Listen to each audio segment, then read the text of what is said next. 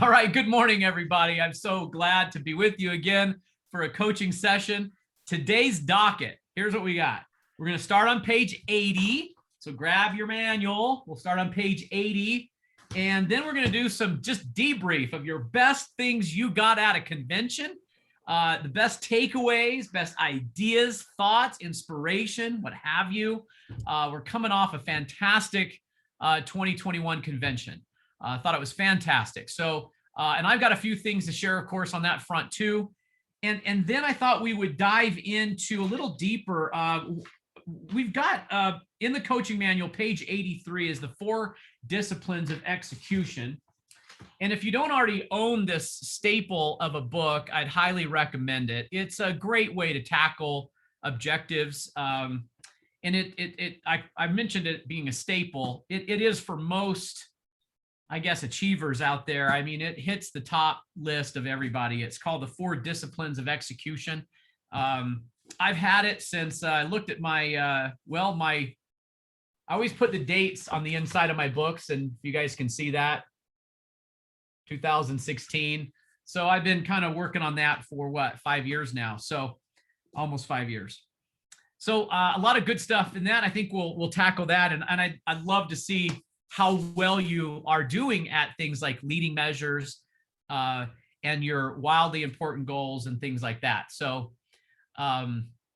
so good morning, everybody, and let's get started. And Gall, there for a second, I was going to ask someone to say the prayer. So who's on the song? Who's got the prayer? Let's blend some church in with some coaching. So, I can't, I am who I am, what do you do? Okay, let's go to screen share and page 80. Okay, share. Here we go. Wait, what? Allow Zoom to share your screen. Well, of course. I may have had the same problem Steve's having. Open system preferences.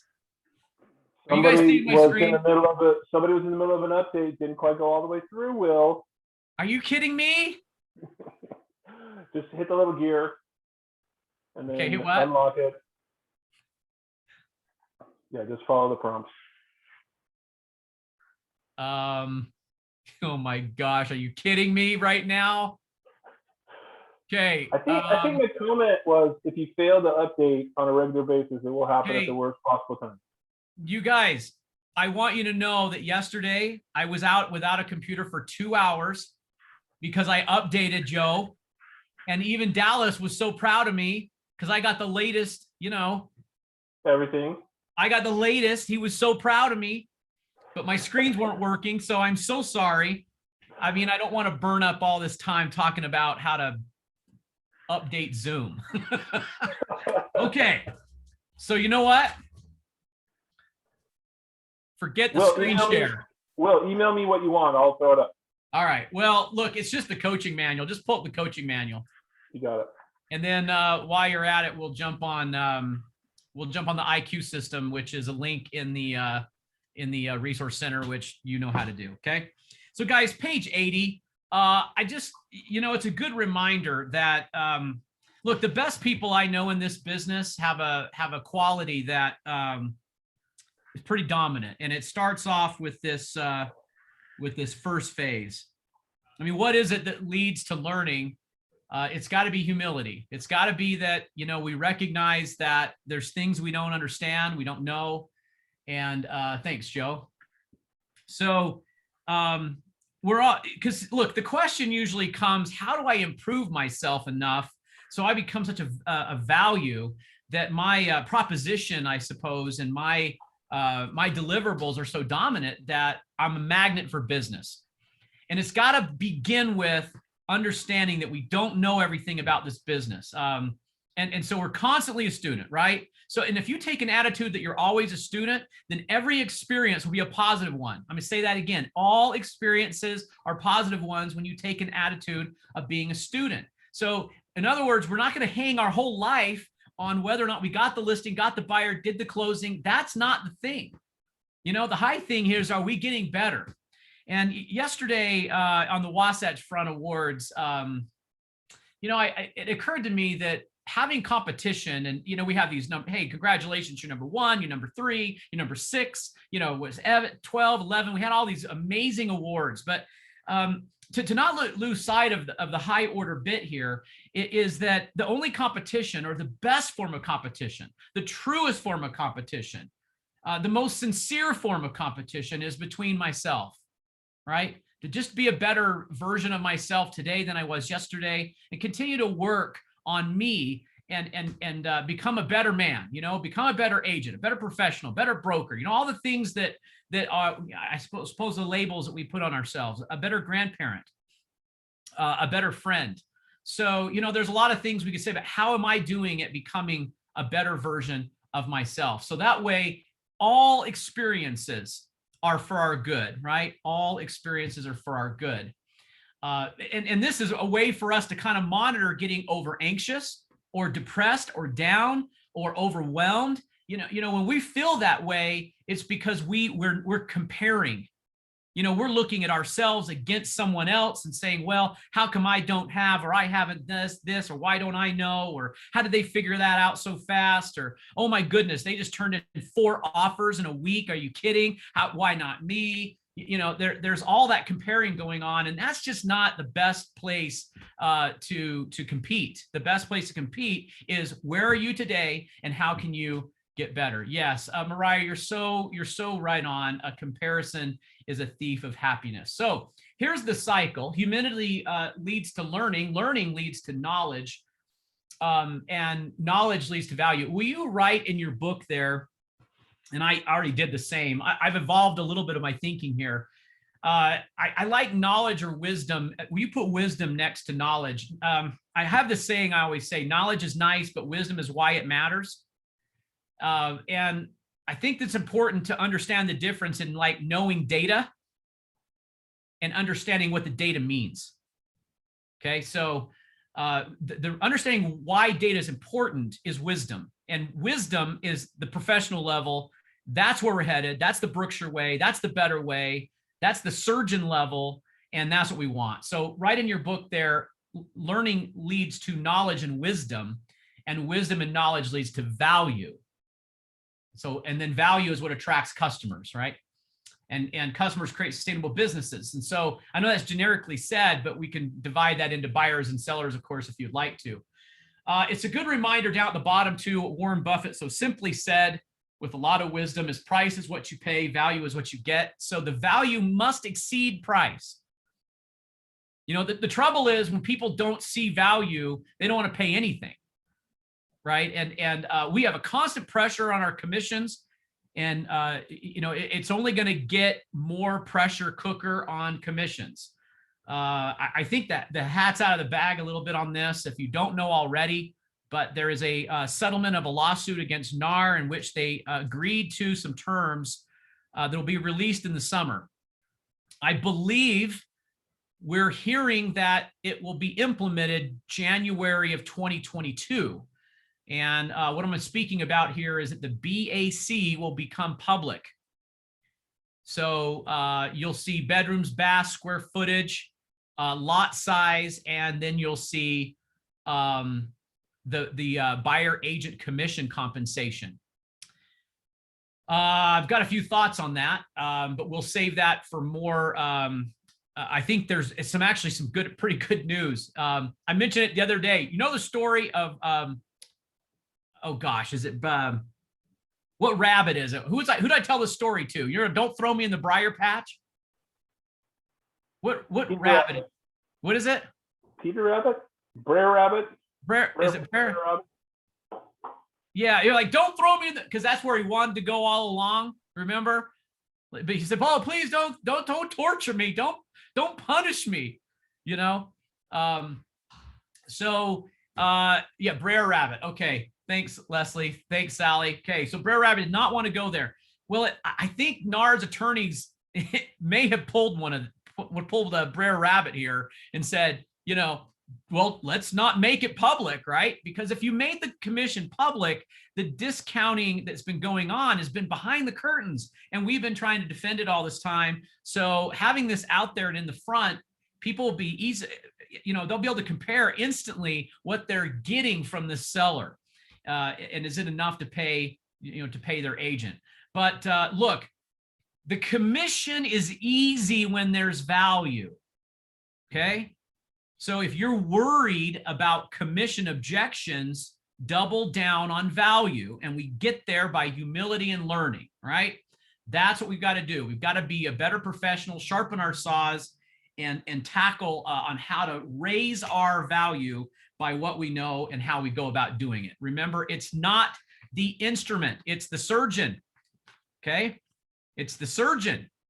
I mean, I can hand all of us a scalpel, I guess, right now and say, do a surgery, but because it's not the scalpel, right? Okay, so it's not the MLS, it's not Moxie, it's not .loop, okay? It's not forms, it's not all of our marketing. Those are all instruments, right? It's how we use them and the wisdom in how we use them. That's when value is realized, and that's when commission objections just fade and disappear, okay? Okay.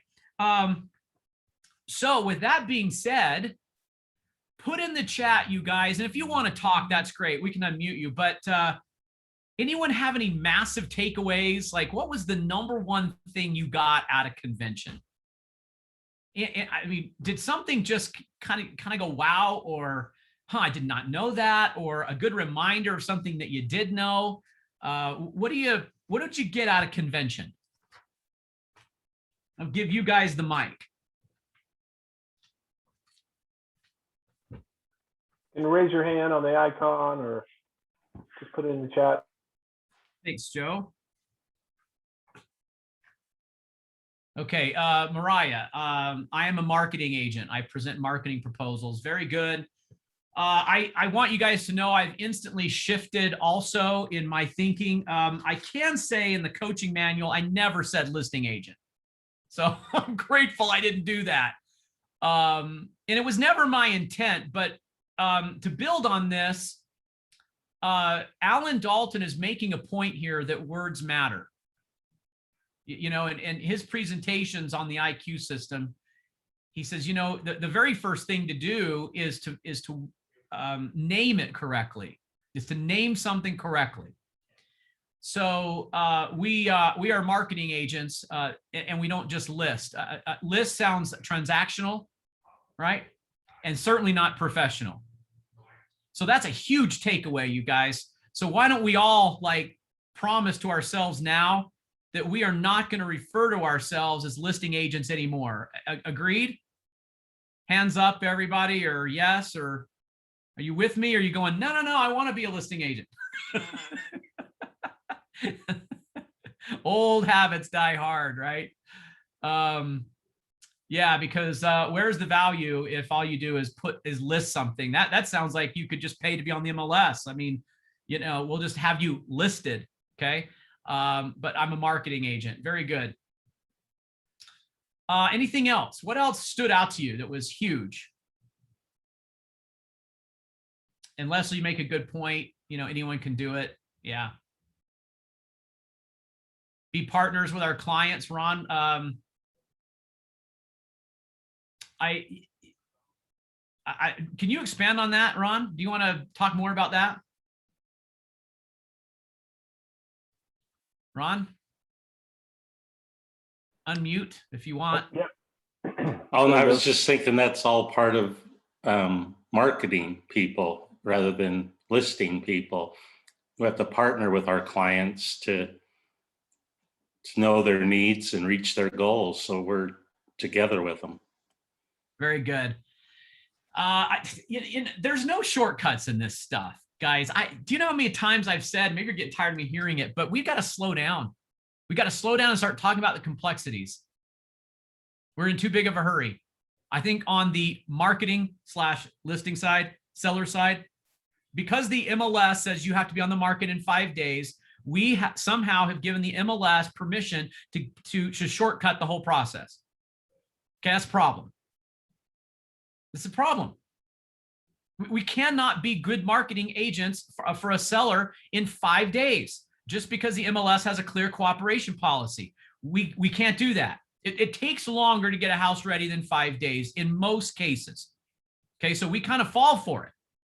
All right, so there's ways around it, to get the exclusion form. You guys know this. You get the exclusion form signed and you take your time. You get the pricing right. You get the photos right. Okay, we don't rush it. We schedule, open houses out in advance. We get our marketing prior to open houses. We present it in sales meeting prior. And we slow down and we start showing the complexities. Have we had to explain to sellers in the past the clear cooperation policy? Well, we should now. And that's the complexities that they don't understand. And it's the reason why you're a good marketing agent, because you're so darn good at these complexities. And when you show that, you show value. Right? But let's say you didn't know about that. Let's say you don't know about clear cooperation because you didn't sharpen the saw and you didn't study it, so you don't talk about it. And that's where we falter. See, that's where we start fumbling. So we fall for it and we go, well, I'm just going to shortcut it. And too many agents in our industry are doing that. So thanks for bringing that up. Anybody else? I mean, come on, let's get our ideas down, guys. Don't overthink it. Like, what was your takeaway? What was your big thing that you got at a convention? What else? I want to see a long list. There's 58 of us. So let's see. Be influential. Very, very good. Wow, Mariah, you're just killing it, which is no surprise to me at all. Mariah is a fantastic agent, you guys. Let me just draw your attention. Hey, actually, while you're at it, how many of you have this book already? This is, Chris Stuart said, buy the book. Okay, just type in the chat book and I'll count them up. If you haven't purchased it, well, I kind of mentioned it to Steve Roney and I said, they're only $9. I mean, come on, 9 times 500, 600 of us. It's not that much. Come on. Don't even bother with the math. It's only $9. Well, guess what? I think he's buying books for all of us. Okay. So they're on their way. Okay. But if you already have one, well, great. Good investment because you got a head start. But to Mariah's point, on page 232 are some tips on how to be influential. We don't have time to dive into all of these, but just a reminder of what they are. So what does it mean to be an influential and an influence on your center of influence? Competency, credibility. I'm going to stop right there. In social media world, it seems like we've given kind of average people who don't have competence or credibility a bullhorn, right? You guys agree? I mean, we've given them this loud voice and they don't even know what they're talking about. Okay. So Chris is so spot on here that the first thing we've got to do is we've got to have this wisdom we've been talking about. So competence and credibility, then communication. Confidence in our communication. That's the fourth one. Community, content, and caring. So those are what? 1, 2, 3, 4, 5, 6, 7 C's on how to be an influence to your center of influence. Do you guys want those again? Or okay, Joe, you're putting in there. There's the book. Okay, Joe, type these in the chat. Can you type for me? You bet. You ready? Here we go. Competence, credibility, communication, confidence, community, content, and caring. And it happens to be on page 232 when you do get the book. That's a great chapter. That's a great chapter. Okay, let's go back up to more takeaways. Sorry, Mariah, I thought you hit another bullseye on that. So be influential. To Catherine's point, trust, influence, and commitment. Thanks. So how do you build trust with a client? How would you go about building trust with a client? Nice job, you guys. Over time, yes. Do what you say you'll do. Thanks, Kimmy. I raised 4 daughters. The 7 C words you have right there, Will, are pretty good at building trust. Yes, they are. Listen and act appropriately. Good. Well, I raised 4 daughters, and I remember, you know, a couple of these guys going, "Oh, it's okay, you can trust me," and I go, "Wait. Trust is earned over time by doing the right things." Now, I would hope that we could have people that would say, "Gosh, you know, Elizabeth looks like she could be she's with Brookshire. I know her. Is she a great professional?" They go online, they look at your website, they learn about you. Trust starts to build because of credibility. Okay, so it starts to build. Then the interaction with the relationship begins, whatever that is. That comes together, a phone call, a visit, an email, whatever the action is. Then the trust can continue to build. But we've got to be truthful and authentic about how we communicate. I'm an anti-salesperson. I don't like salespeople. Please don't be one. Don't try to be a better person. Be a good person. Don't be a salesperson. Be a good person. And being a good person is a good communicator, which is part of those C's. Okay, good communicator. Okay, so thanks, Catherine, for that. By the way, you guys, Catherine had a fantastic year, last year. Very proud of you, Catherine, for your accomplishments in your sales last year. You were fantastic. So a whole new high water mark for Catherine. Let me go through some of these. I'm probably not going to get to all of them. Be responsive, obviously. You know, when you get busy, I think people appreciate a quick text message that says, "Hey, I'm tied up for a minute. Can I get right back to you?" That only takes seconds, right? Be consistent. Thanks, Melinda. Start with showing up on time. Very good. Cindy, I think that sends a very loud message. Be an advocating for them. Rachel, I want to take something that you said there. Okay, let me grab my football. Hang on. Okay. So let's say that this is the issue, okay, that they're passionate about. Let's pick one. How about they say, "Look, you know, my brother sold his house and he ended up having to repair a lot of things after closing." And they say, "I don't want that happening to me." So to take this, being an advocate for them, let's advance the ball further than they are. So we take that issue and we run with it. And we go further even. So in other words, they started making their point, you make it louder. You know what I'm saying? You never, so what we don't do is say, "Oh, yeah, don't worry, that's not gonna be a problem." Okay, instead we say, "You know what, I agree. As a matter of fact, let's take a look at a few sections of the agreement." You guys, I can't make, this is how I talk. Let's go to the forms. You know, let's talk about how that could end up. Let's go to 10.2 and 10.3 and talk about the complexities and the disclosures and how we protect everybody and due diligence. And we can even talk about how some of these crazy offers are coming in without due diligence. We don't want to have that happen. We must give the buyer a chance to inspect. It reduces liability. And so you advance the ball. You advance the ball. That's being a great advocate. Never minimize their concerns, okay?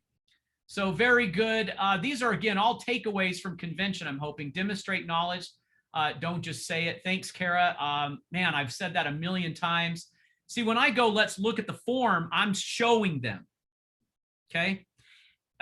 You know, it's very salesperson to say, "I'm really good at lowering liability." That's a salesperson, okay? A high-level professional says, "You know, I'm interested in solving the problem. You see what? You see this thing right here? That's the problem. So let's go look at how we do that." And now I'm showing them, not telling them. Listening and follow through. Linda, very good. Active listening. Okay, good. Let's see. Anything else from convention? Establish yourself as an expert in your center of influence. Okay, so to Julie's point, that's page 232. We're going to use the 7 C's. That's how we do it. And there's more to that coming. I think we'll probably do a few classes on this, Joe, coming up. I know you and Jamie are going to really dive into this IQ system.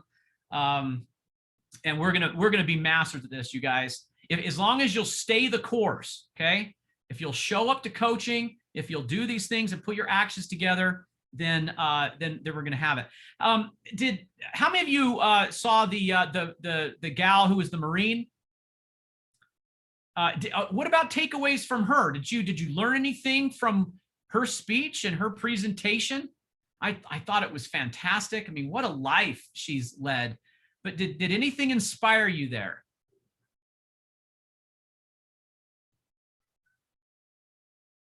Mindset, laser focus.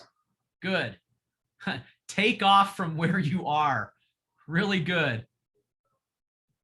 Uh-oh, Cecilia says she has no sound. Joe, you could private message her.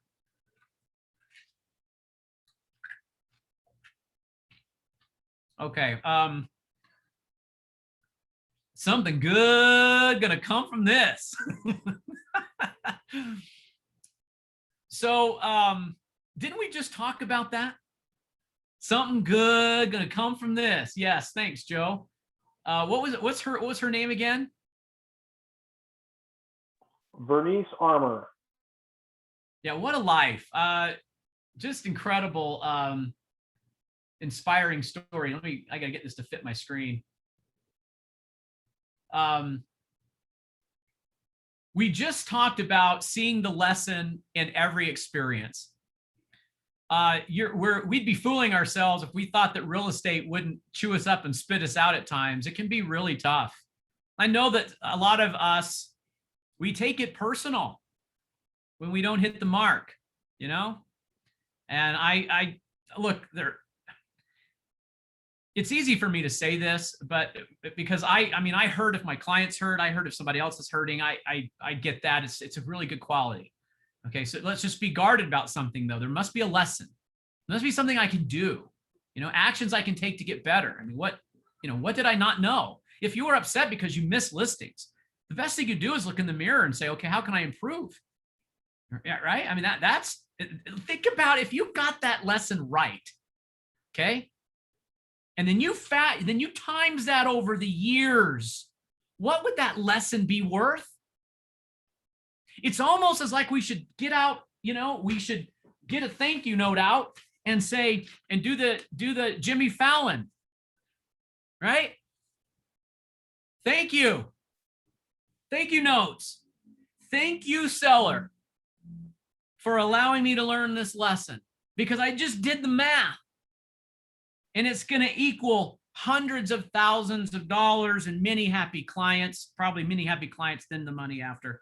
But, you know, thank you, right? We should do thank you notes with all these lessons, okay? All right, that's funny, right? I don't care who you are, that's funny.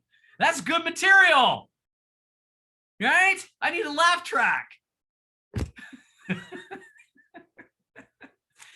Yes, I could totally entertain myself. I know. Okay, let's pick up where we left off on this inspiration. I really like that, Wendy. Something good's going to come of this. I see the lesson in everything. Identify problems, flex and adapt. Really good. Choose how and not to react. Really good. Thanks, Cindy, for laughing. I appreciate it. You know, I love these conventions. I mean, do you come away feeling like, yeah, you know, I can be better. You know, I can do more. And there's something in me that maybe I haven't unlocked yet. You know, do you have ideas? You get creative? I hope so. I think we're happiest when we're creating something. I think we're happiest when you're contributing. You know, you make a big difference in people's lives, and it matters. And we're all going to fall off every time. What if the failure is the only way to learn the lesson? What if that was the only way? What if you had to go through the swamp because the only way to learn the lesson is you got to go through the swamp? I mean, maybe more of us would sign up for that, right? Maybe more of us would say, okay, where are the swamps? Because I gotta go to school, man. You know, think about it that way. Okay, so very good. I thought she was fantastic. Yes, when you see things, you connect with clients, and that does feel very rewarding. Okay, so anything else on convention? I mean, I wanted to talk about the IQ system, really just to get a plan of what we're going to do in the future. We're not going to dive into it, but I wanted to get a couple of first steps out there. If you have anything else on convention, please put it in the chat. But guys, this is the agent orientation PDF. And there's also kind of a leadership guide to it too. It's a little, but there's, I've gone through all of this. And if you have, yeah, thanks, Joe. Go to the IQ system, hit that. Yeah, Joe, go ahead and hit that. It's on Resource Center. And then remember, Jamie and I are asking everybody to sign up. So we're going to go get started. And you're going to fill all this out, and you're going to sign up for the network. And yeah, Joe's going through all of that. This My Real Estate IQ, if we could get everybody to that point where you've signed up and you've taken the IQ test, then I think that you'll be ready when we start diving into more of the IQ. And I'm contemplating. I said I don't really know exactly the timing and how we're going to do this yet. There are some coaching pieces that are not yet released. So I think we're kind of waiting to see how that goes. Of course, we've got, spring break next week, and it just didn't seem like we were going to immediately jump on this right away. Yeah, Joe, if there are the guides, like that's the agent orientation PDF. Matter of fact, go ahead and pull that one up. The agent orientation. Okay. In my email this morning, I asked you guys if you have contemplated the 3 problems that Chris Stuart presented. Do you know what they are? Do you know what the 3 problems are? And if you go through that, Joe, you'll find the page. Keep going, and he's got the 3 there they are, right there. Stop right there. Yep, the 3 problems. So the loyalty gap, advice avoidance, and transaction flatline. So that's the 3 problems he's also addressing in the book. And the whole IQ system is built around solving these 3 problems. So the first one, this loyalty gap, is something that has been historically loud and a problem, where clientele through surveys have affirmed that they would use the same agent. But then later on, when their closing happened, years later, they confess they didn't use that agent. And so there's the loyalty gap. Okay, so how do we bridge loyalty gap? That's the problem. I'm suspicious about something, though. Could you tell me, of those on the call right now, look at your last transactions. If you could take 10 of your last transactions, what percentage of your transactions are past clients? Would you put that in the chat? What I'm suspicious about here is that I'm not so certain that that disease is prevalent at Brookshire. I think it's very prevalent in the industry, but I don't think it's prevalent. And I can see a few of your faces. I think you have very good loyalty from your past clients, as much that it would be an enormous amount of your business. Will you type that in the chat? What percentage of your business is coming from past clients?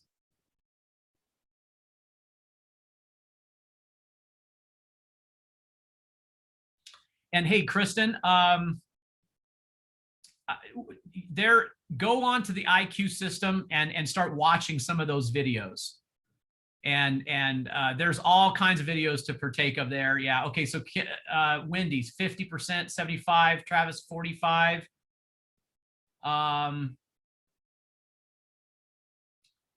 Hey, Rachel, can you help me out here? Tell me, what percentage of your transactions are people that you've dealt with before? See, Sally, there's a veteran. Sally, been in the business for decades. 98% of her business.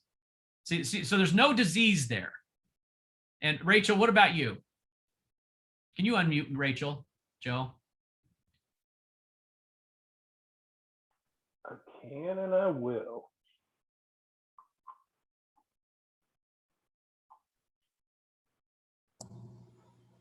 I think I have maybe 75 to 85% of my clientele comes from repeat clients, and it's usually the referral network that grows from it as well.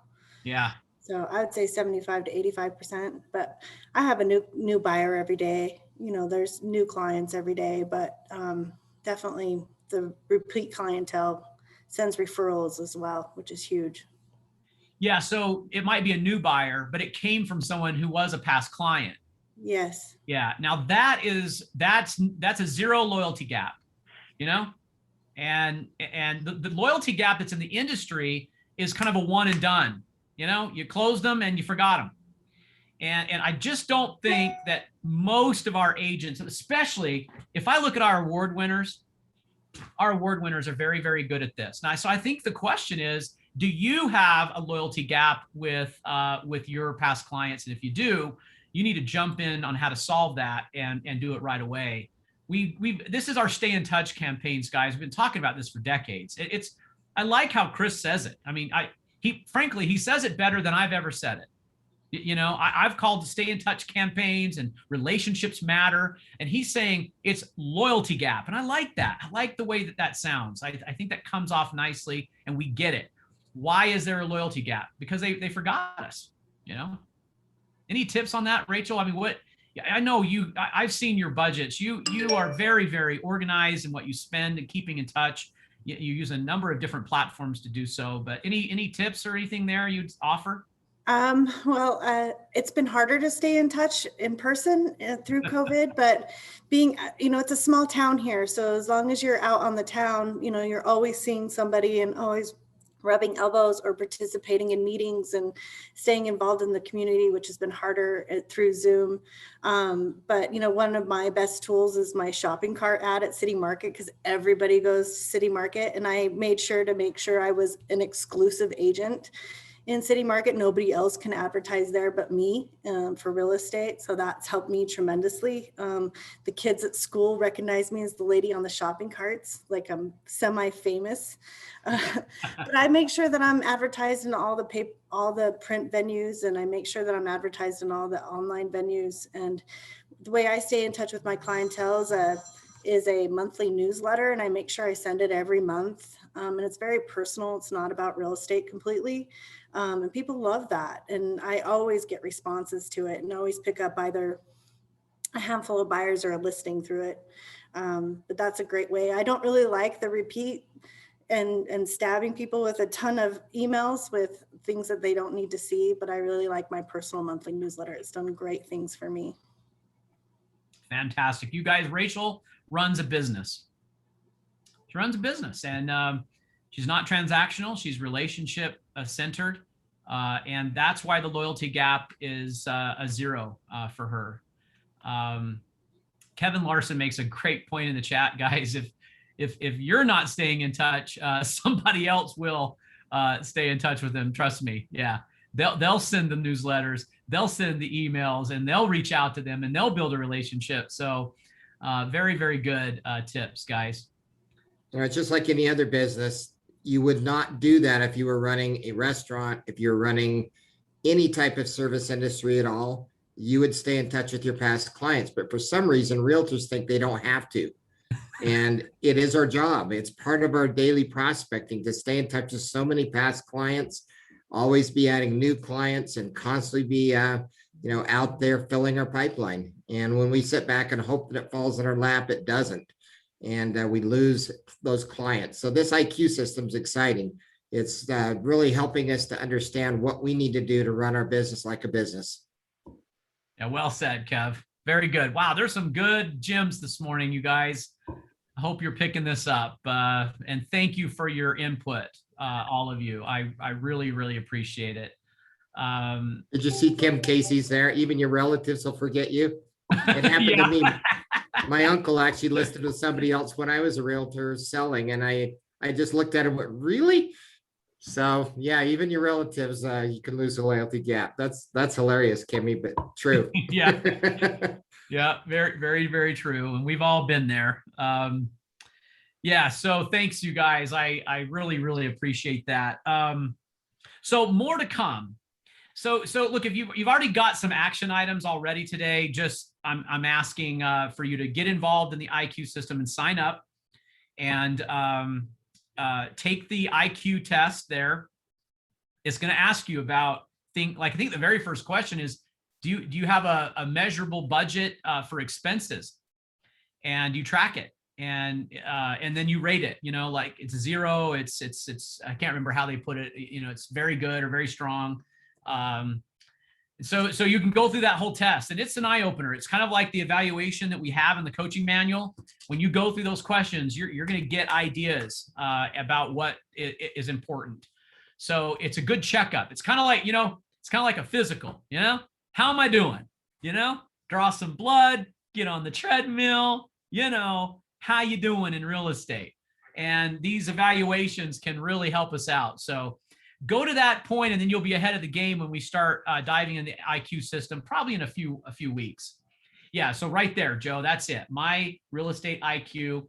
Go ahead and click on that, Joe. And you can give everyone a taste of what it is. I guess, yeah, you fill that out, and then it will. Yeah. See, you got your 0 down there at the bottom. You go through the whole test. And wow, Joe's a fast typer.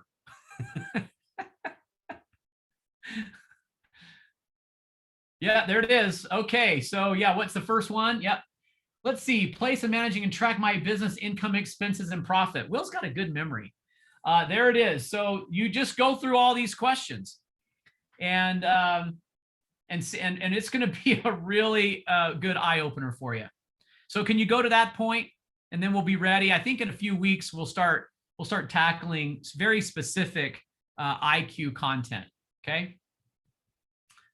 And to Steve Roney's point, we're very lucky to have a brand, leadership in that brand that matches so perfect with our own values and our own view of this industry and where we want to go.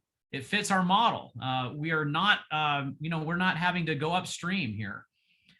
So we're very lucky to have that.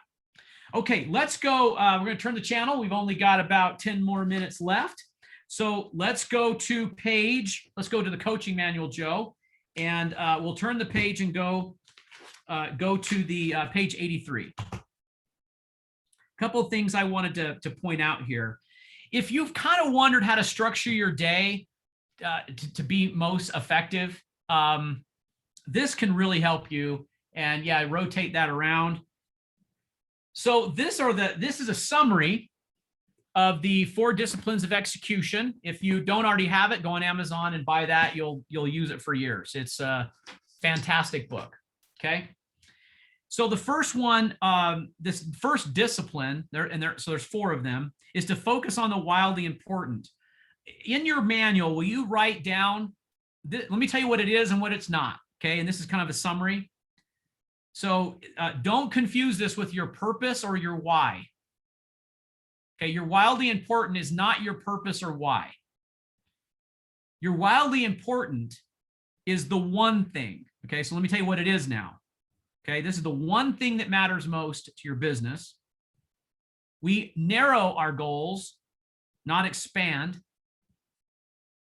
Another way to say that was lean your time. So not like a tax lien or a cloud on title, but we're going to lean. Yeah, spell it right. Lean your time. So if I were to coach you one-on-one and you're struggling, or hey, you're just trying to go to the next level, I'd ask Rachel, or I'd ask our newest agent. Like, who's our newest agent? Let's see, who's our newest agent? Dan did just join. Is Dan on? Angie, did Dan ever join? Dan Peterson? No? Okay, well, look, whether it's Dan or Rachel, okay, I say, what's the one thing that matters most? And I know you guys would know. You comment like innately, like there's something in the way, it's something been bugging you. That's the wildly important. The discipline number 2 is to act on leading measures. So let me tell you what leading measures are. This is our daily schedule, daily tasks, or daily tactics. Okay. So this is my daily routine. That's leading measures. Leading measure causes the lagging measure to happen. So I have all the production for every agent on this list. And we talk about things like, well, here's the awards banquet for the Wasatch Front. Okay, so let's go something that's got a lot of production on it. Okay, let's talk about this one. How about Chairman Circle Gold? This is a lagging measure. This is very lagging.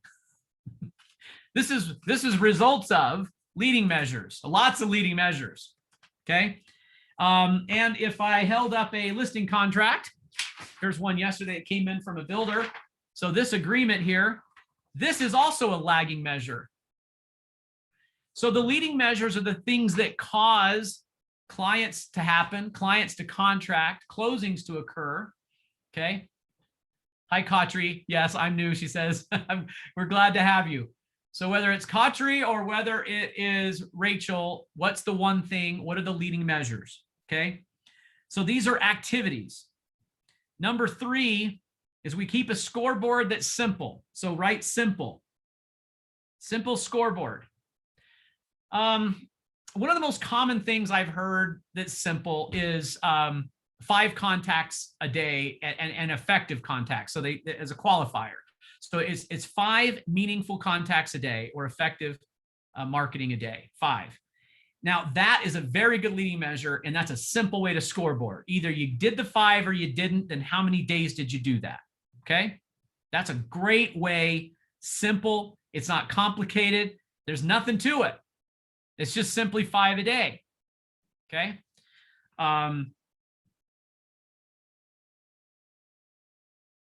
I mean, I've talked about this so many times. I don't want to be overly beating the same drum here, but I wear a Garmin watch because it tracks everything, and it reminds me of whether I'm getting my miles in. You know, am I getting my steps in? If I haven't enough, then you know, we go walk around the block. We go run a mile. We go walk the mall. I've done all kinds of weird stuff like that. I've even paced my house.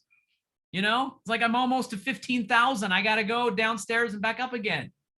You know, so same kind of thing though. At the end of the day, if you've had 0 or only 2 contacts, you're missing 3. You got to go make 3 more, and they need to be meaningful. We don't just check boxes. You know, this would be like if you've ever tried to lose weight, or you know, and you want to get on the scale. This is like fooling yourself with water. You know what I mean? Like that doesn't do anything. So I didn't drink anything for 3 days. Look, I lost weight. Nah, that's checking boxes. Okay, so we don't just blast out emails that are not effective. You know, we do effective prospecting, effective relationship building. Okay, that's the 5, and I think that's a great way to look at it. And if you want other tactics, there's tons of them in the coaching manual about how to find people, how to prospect, and there's a lot of different ideas there. So yeah, meaningful. It means it matters, Mariah. You know, it's the anti-check in the box. It's likely not a blast email, but it very well could be a personal email that's very personal to them. So like Rachel said, newsletter. Well, newsletter matters when Rachel makes it personal and meaningful. And I want to be clear about something. There's difference in staying like in mind, okay, and then making a meaningful contact. The reason why the shopping carts work so well for Rachel, she's already built a relationship with many of those people, and then they see her again. See, that's really the gem of it, is she stays front of mind on a relationship that's already got a great past to it. So, you know, if a matter of fact, Mariah, I'll challenge you. I'll challenge all of you. Always ask yourself if your contacts are meaningful. That's a great question. Is it meaningful? And if it's not meaningful, make it meaningful. And in the coaching manual, when we talk about good prospecting, we're usually talking about solving a problem. And then everyone says, well, I don't know what the problem is. And I said, guess what? That's the problem. You have no idea what the problem is. So maybe we should find out, you know, like what's in the way. Okay. Meaningful prospecting is awful, meaningful solutions to problems, problem solving. Okay. This is just tips of the iceberg, guys, to get you thinking. Okay. The last one is a cadence of accountability.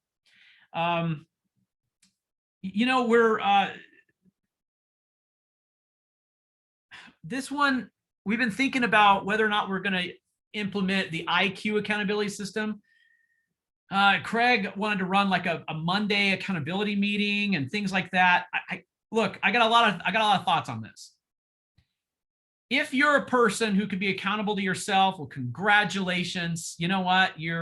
That's fantastic. And I mean, if you can get yourself out of bed earlier to start your morning routine a little earlier and be a little better in the morning, then you're doing it, right? You're accountable to yourself. It's your goal. I mean, it wasn't someone else's anyway.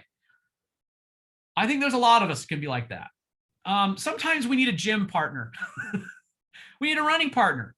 We need a goal partner. Sometimes it makes it a lot easier, because we wouldn't leave, we wouldn't not take them to the gym. Okay. So what happens is, and the gym is metaphoric, right? So, you're more apt to go if your buddy's counting on you. Agreed? So consider that. I mean, if you really want to have insurance that you're going to accomplish the goals, then you put accountability around it. And it's been said, accountability is insurance for your goals. It's insurance policy to make sure that they happen. Remember the funny story, Joe, is you put me to the test, right? With I needed to do a couple of podcast recordings, and remember that story? $1,000. Yeah, it was $1,000. And if I didn't do it, I had to write Joe a check for $1,000 in front of the company of training. Yeah, and it all happened live. And well, do you guys think do you think I got the 2 podcasts done? What do you think? Like 100% chance, right? But what if I took away that and said that didn't happen? I'm just gonna, I'm gonna do this. I mean, what are my odds now? Definitely lower. So I think you got to manage yourself here. If you have a habit of setting meaningful, the wildly important, the one things that matter, okay, that's my daily routines, and they're leading measures, and we're somehow not getting it done consistent enough, then I think you should consider getting an accountability partner to hold yourself to it and put some reward around it. One of the first things you should do is say, well, what's the benefit and what's the award, right? We calendar rest. Marathoners calendar rest. So, right? So why not you? And I talked to an agent the other day. This is the flip side of it. They said to me, quote, I work 24/7, 7 days a week. How long is that going to last? Not very long. And I said, well, are you liking it? No. Then you get people saying things like, well, I'm only going to do this for 1 more year. So, well, if you don't like it, can you be good at it? Can you be empathetic and compassionate and understanding and heartfelt? Can you be committed if you don't like what you're doing? What if real estate becomes the enemy? I've been there. I'm notorious. Like, this is my, open me up, and here's my disclaimer, right? It says, I bite off more than I can chew because I'm so competitive and want to do it. And like nothing can stop me. Then I'll say, yes, yes, yes, yes, yes, yes, yes. Okay. Page 29, final thoughts here, guys. This is Book of Execution, okay? Page 29. There will always be good ideas. There will always be more good ideas than there are capacity to execute. This is from Tim Cook. Tim Cook, Apple, okay? We are the most focused company that I know of or have read of or have any knowledge of. We say no to good ideas every day. We say no to great ideas in order to keep the amount of things we focus on very small in number so that we can put enormous energy behind the ones that we do choose. The table each of you are sitting at today, you could probably put every product on it that Apple makes. Yet Apple's revenue last year was 40 billion. So that's the biggest company. Are they multitasking? They're trying to get a lot done. Oh my gosh, let's do some more. I can do this. I can do this. I'm going to write a newsletter. I'm going to do too much. I'm going to reach out. How about narrow? What matters most? Right? Do that. And have, let's not jettison the happiness out of this business, by absolutely overwhelming yourself with all the things and then start comparing. It's not a good formula. It's kind of what I keep saying. Brookshire has a better way. That's the better way, guys. Hey, thanks for joining me for coaching today. I love you all sincerely. Pray for your well-being. I'm so proud of you. We had a phenomenal year last year. We'll continue to have a great year. Keep loving your clients. Be heartfelt. Be caring. Keep sharpening the saw, and you'll stay on the better path, the Brookshire path. Okay? All right. Thanks for joining me today, guys.